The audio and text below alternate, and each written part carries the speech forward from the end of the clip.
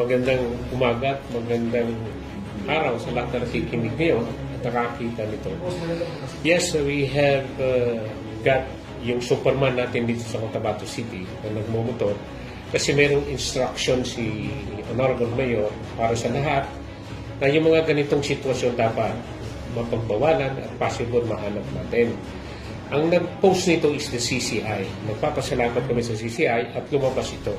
Automatically, we coordinated with the PNP-TEU under the leadership of Colonel Sabra. Nag-usap kami at hinahanap namin itong tao na to. Napag-alaman namin at nakita namin yung kanyang mga parents, yung kanyang kapatid.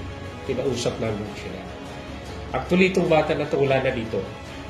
Nakatira po ito sa DBS.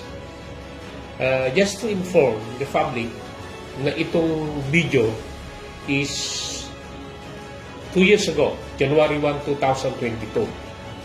So wala na po ito. During the time na mag-Superman itong bata na ito, pinagalitan ng mga magulang niya pati kapatid niya, pinalayas dito sa Cotabato City kasi bawal dito sa atin. Sa DBS na ngayon nakatira.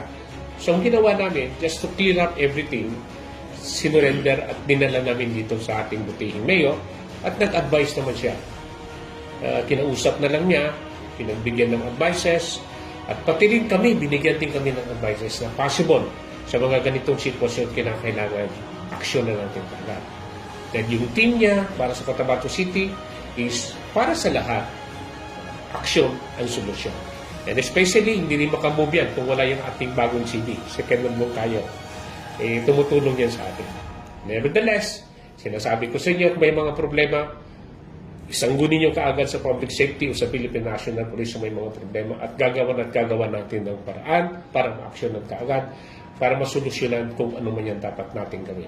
I think hanggang doon lang.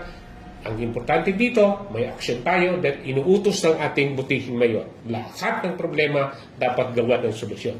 Maraming salamat po at magandang araw sa inyong lahat.